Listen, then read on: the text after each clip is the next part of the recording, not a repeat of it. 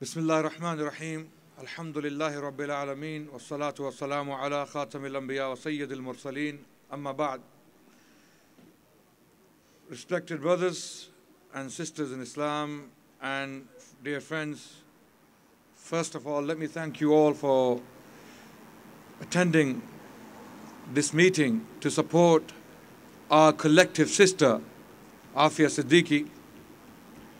She was put on trial recently and sentenced to 86 long years. And the trial, anyone observing objectively would realize the trial was based upon false information, major problems with the evidence forwarded. And after that trial, she wasn't left alone. She is being tortured to this very day as I speak to you. She's been pursued to this very day as I speak to you. Just yesterday, less than 24 hours ago, her house was raided by gunmen in Karachi, in Pakistan. These people came in to terrorize her family.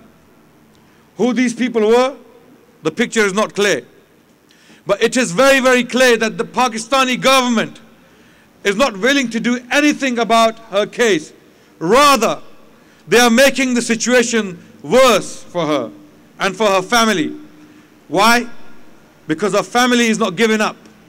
Her sister and her mother, they wish to stand for her until the day they die. This is exactly why those gunmen, they walked into her house, they terrorized the family, and then they left. This was a clear message from the government of Pakistan. Whether they were responsible for this particular action or not, I don't quite know. But it is failure on their behalf for something like this to happen to the family of Aafia Siddiqui. The government of Pakistan is run by the famous People's Party, headed by Mr. Asif Zardari, who has other priorities at the moment on his list. He's busy collecting money from the treasury. His ministers are running around, causing havoc in the country.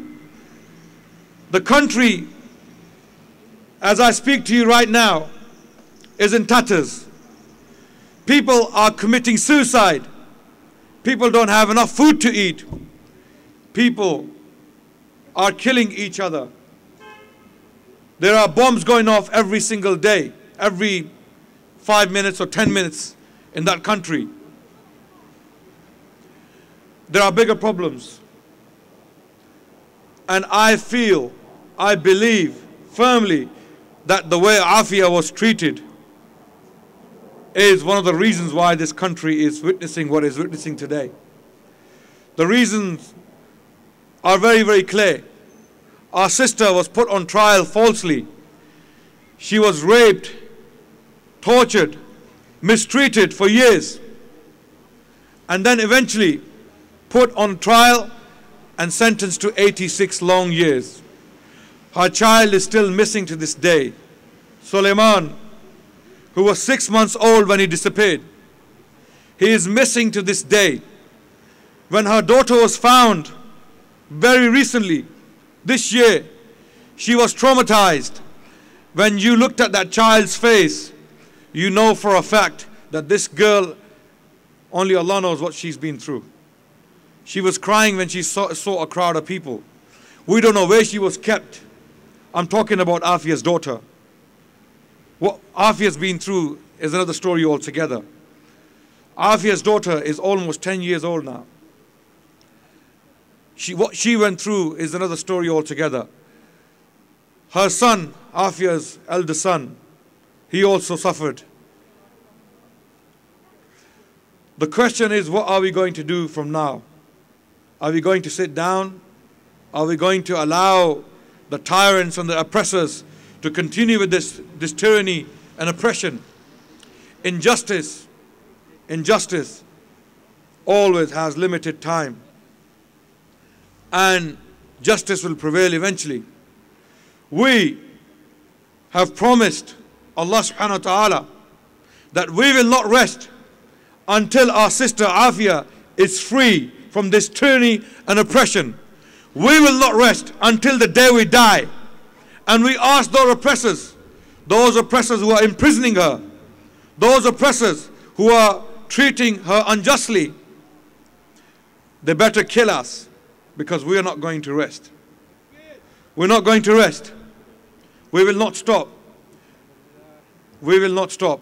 Our sister needs our help. She's a test on us collectively, Muslims and non-Muslims. This is not a Muslim problem. This is not an Islamic problem. This is a human problem. This is a human problem. This precedent can be used again in the future for anyone. Any person walking on the street, any woman walking on the face of this earth can be captured, raped, tortured, imprisoned falsely, and then put on trial and then sentenced to 100 years. Any woman can be treated in this way after this precedent has been set by the American government.